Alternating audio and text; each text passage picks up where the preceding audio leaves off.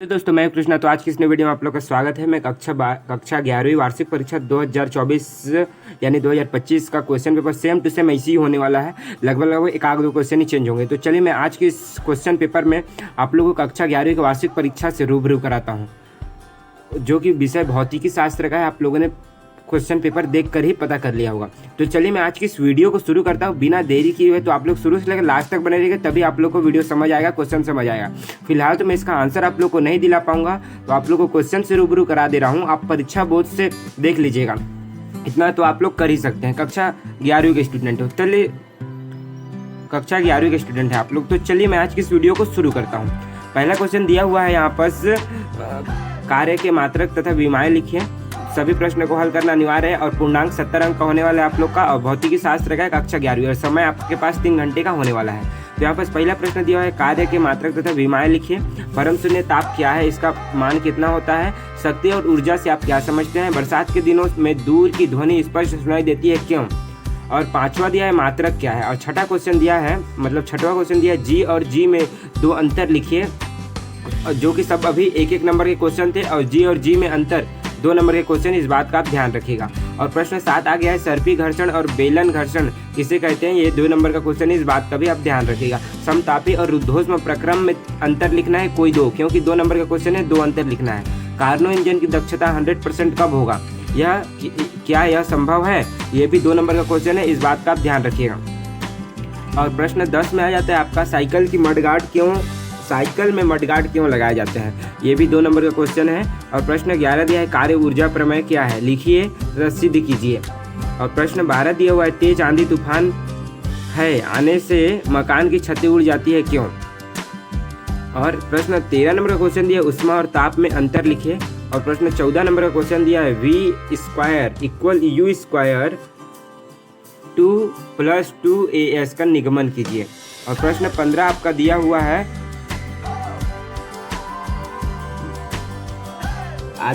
आदर्श gas समीकरण PV = RT को स्थापित कीजिए। और प्रश्न 16 आपका दिया हुआ है, कार्नो इंजन क्या है, इसके विभिन्न भागों का वर्णन कीजिए। और प्रश्न 17 में दिया हुआ है, मेयर का रासायनिक समीकरण क्या है, लिखिए तथा सिद्ध कीजिए। और Cp - Cv = R। प्रश्न 18 आपका दिया हुआ है, सिद्ध कीजिए कि गतिज ऊर्जा Ke = 1/2 mv²। और प्रश्न 19 दिया हुआ है, अनुप्रस्थ और अनुदैर्ध्य तरंग में अंतर लिखिए। और प्रश्न 20 दिया है, वेग और चाल में अंतर स्पष्ट कीजिए। प्रश्न 21 दिया है, जड़त्व क्या है, यह कितने प्रकार का होता है, उदाहरण देकर समझाइए। और प्रश्न 22 आपका दिया है, न्यूटन के गति के नियमों को लिखिए। और आपका 4 क्वेश्चन और बचा है, उसको भी मैं दिखाता हूँ। प्रश्न 23 दिया है, मूल्य आधारित प्रश्न। प्रश्न पहला दिया है, जब नाव पर सवार व्यक्ति नाव से किनारे कूदता है तो वह नाव को अपने पैरों से पीछे की ओर दबाता है, क्यों? और प्रश्न दूसरा दिया है, पक्के फर्श पर कूदने से बहुत चोट लगती है जबकि रेत पर नहीं, क्यों? अथवा में इसका दिया हुआ है, कांच के बर्तनों को पैकिंग में घास फूस क्यों प्रयोग किया जाता है? और दूसरा, रोलर को धकेलने के बजाय बचाओ खींचना आसान होता है, क्यों? और प्रश्न 24 आपका दिया हुआ है, जड़त्व आघूर्ण संबंधी लंब अक्ष प्रमेय को समझाइए, लंब अक्ष प्रमेय को लिखिए। अथवा में क्वेश्चन दिया है, समांतर अक्ष प्रमेय का कथन लिखिए तथा उसे सिद्ध कीजिए। और प्रश्न 25 दिया है, इसको आप लोगों ने शुरू से लेकर लास्ट तक पढ़ा होगा, बर्नौली का प्रमेय।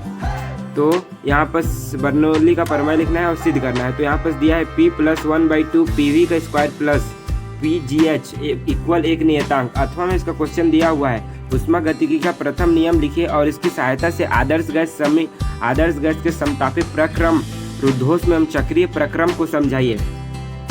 और प्रश्न 26 आपका दिया हुआ है, प्रक्षेप्य गति को परिभाषित करते हुए प्रक्षेप्य पथ का समीकरण लिखिए एवं उड्डयन काल भी ज्ञात कीजिए। उड्डयन काल तो आप लोग जानते ही है, जितना समय तक कोई वस्तु को हम ऊपर फेंक देते हैं, जितना समय तक वह ऊपर रहता है उसे उसका उड्डयन काल कहते हैं। और इसका अथवा में क्वेश्चन दिया है, रॉकेट नोदन के लिए परिणामी त्वरण ज्ञात कीजिए। यह भी बताइए कि किन किन कारकों पर निर्भर करता है। तो आई होप यह वीडियो आपको पसंद आया होगा तो एक प्यारा सा लाइक और प्यारा सा कमेंट करके जाइएगा। और आपको अगला टॉपिक, किस टॉपिक पर वीडियो चाहिए, किस सब्जेक्ट का क्वेश्चन पेपर चाहिए, मुझे कमेंट बॉक्स में अवश्य बता के जाइएगा।